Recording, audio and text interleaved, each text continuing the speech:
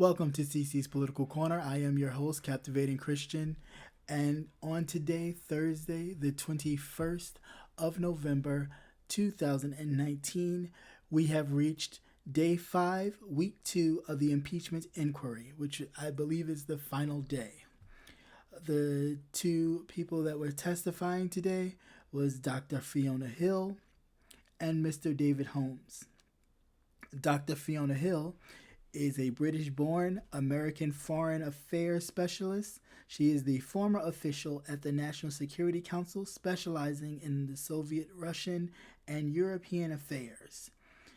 And also there was David Holmes. David Holmes is a United States Department official who has served as a counselor for political affairs at the U.S. Embassy in Ukraine. Dr. Fiona Hill, if you hadn't previously watched my other videos, she was the boss or supervisor, so to speak, to Army Lieutenant Colonel Alexander Vindman. Fiona Miss Hill or Dr. Hill's testimony was very powerful. It also gave a glimpse into the mindset of the Secretary of State, who is Mike Pompeo. Okay, Mike Pompeo, if you didn't know, but a brief rundown of Mike Pompeo. He originally was the director of the CIA, and then once the Tillerson was fired from his post as the Secretary of State, Mike Pompeo was then elevated to the Secretary of State position. Okay. So, Fiona, like I said, Dr. Fiona Hill's testimony was a glimpse into Pompeo's mindset, which captured the unique clarity and contentment for the basic governing and the rule of law. Basically, she went into detail and just straight detail. She didn't, cut any corners. She called out whatever she needed to call out, but she definitely just went into basic detail, stating first she was a key witness to reject the claims that Ukraine meddled in the U.S. election back in 2016. She said that was actually false. She rebunked that and said that it was Russia who meddled in the 2016 election, as well as they are now, as we speak, meddling in the 2020 election. She also stated that they played on both sides, and they infiltrated and tried to say Ukraine meddled in the election to not only create discord between the political system that we have in America, but to also make Ukraine in the European sector look underhand and dirty. Okay, so she did that. She talked about that. She also talked about, her key points, which were really insightful. She did say that John Bolton, who's the secretary, the national security head. Well, he was. She said that. Let me go back. So Sunland yesterday stated that Bolton knew all about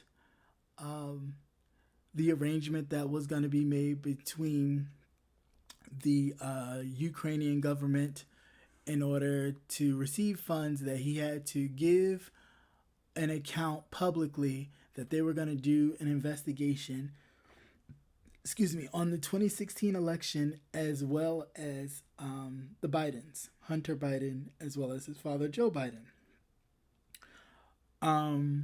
Fiona Hill came on today and testified that actually was not fully true, that she was in the meeting that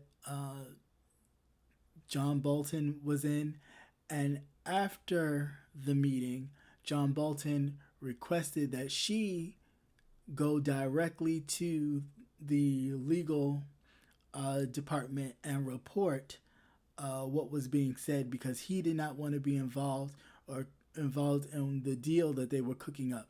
Well, basically, that they were cooking up a deal to where in which, in order to receive funds, military aid in the amount of $400 million, that the Ukrainian government would have to provide information, um, not only on the 2016 election, but also on Hunter Biden and Joe Biden through the company Burisma, which is the company that Joe Biden's son Hunter was working for. It's a gas company. Um, and then she also stated later on that she was so, basically in her words, she was, and I quote, she was so mad at Sondland, at Gordon Sondland, who was the ambassador uh, to Ukraine and the European Union. She was so mad at him when things would come across her desk because he was not following the proper channels, and he was doing things out of step with how they conduct business at the Security Council. So when she would get, his information or something would come across her desk, she'd be so mad at him and try to figure out, well, what is he doing? Why is he doing this? And when it dawned on her that he was actually, when she realized that Sondland was actually answering to the president, the vice president, um, Mike Pompeo himself, almost like an outside channel. He was doing his own thing, but his orders were coming directly from the top people. However, she being a career professional, there's an order and there's a way that they do things.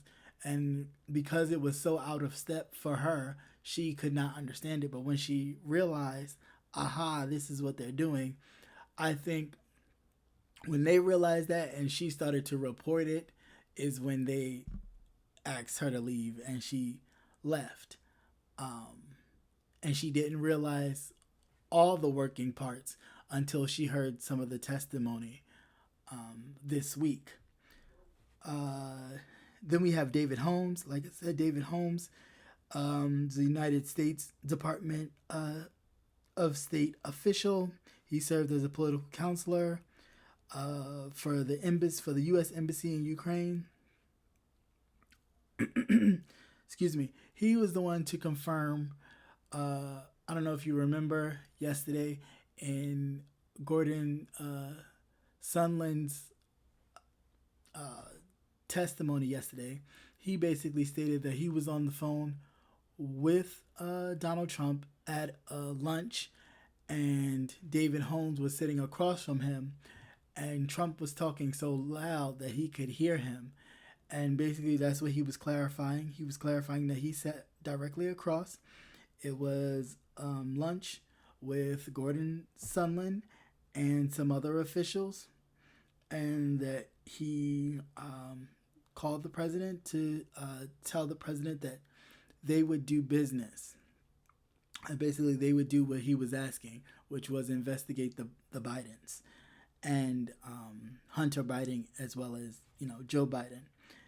And he said, and I quote, he was quoting him. He said, he asked him, well, does Trump really care about Ukraine like this? And he said, no, Trump only cares about the big stuff. The big stuff like investigating the Bidens. He said, Sondland also said, they also told, Holmes and Sondland at that luncheon told Trump that the president of Ukraine would do anything for him, including investigations. This was all so the Ukrainian government officials can meet at the White House. meeting at the White House, the importance for the Ukrainian government to be meeting at the White House would give them stability in a fragile world that they live in right now, because there's Russia being aggression on one end, because they want to basically bring Crimea back, Ukraine, excuse me, back into the fold, which would make them the Soviet Union again. But the people of Ukraine enjoy their independence. But Vladimir Putin basically is not having that. So that's basically what where this kind of comes about. So that was basically in a nutshell their testimony. They just verified uh, everything pretty much that has been said all week. Um, I think the Republicans were really just looking for him to say I did it, or him to say directly that he did it. But anybody who knows how things work, or you not try to implicate yourself into something, really, you really know that you don't really come out and say it. You'll dance around it, or in the back channels, which that's what they were discussing. The back channels, it was being discussed, but when they put forth stuff that they knew was possibly going to go public, is when he didn't mention it. But in the back channels, yeah, he mentioned investigating and all those sorts of things. So they asked Dr. Hill, did she know what investigating was? And she said she didn't know at first, but she quickly caught on. Like I said, she caught on that one. Sunland was doing a private was doing his own thing, but getting his orders directly from the president, the Secretary of State, the Chief of Staff, Mick Mulvaney. And like I said, when she realized that, it kind of opened up the whole world for what was actually going on. Um, Likewise with the gentleman, Dr. Holmes, he realized that there was definitely something going on by the manner in which things were happening. He stated that Ukraine really needed this aid, and that people, even to this day, people are dying because there's an actual war going on. And he did not understand what the holdup with the aid was. Like yesterday afternoon, the testimony was from the Department of Defense, the Budget Department. The Budget Department of Defense basically talked about how they orchestrate the money. The funds come in, they distribute the funds to the particular countries. At any point, sometimes funds are withheld for different things that basically have to do with if a country is not following suit with humanitarian things or something like that. They may have their funds withheld, but they're never withheld for personal things that the president of the United States may want. Also, there is a law against that, because the Congress is the only ones that can actually distribute the funds. Yeah, Congress is the only ones that can actually distribute the funds. So the president legally cannot withhold foreign aid at all. So the president cannot stop foreign aid. This is a 1974 law. It's the 1974 Act. It is the Impoundment Control. It's the Impoundment Control Act of 1974, which basically gives the power of the purse to Congress completely. So any foreign aid that goes out to different countries, Congress can stop it. Congress okays it. Congress can only freeze it, any of that. So the fact that the president halted this aid after it was already cleared by Congress, so he can get information on his political rivals and whatever else he wanted. is the reason why we're having this whole inquiry to begin with. So that's all I have for right now. That's all I have for right now. Please remember to like, share, and subscribe. Thank you so much for listening. As always, please be the change that you want to see. So get out and make a change. Peace.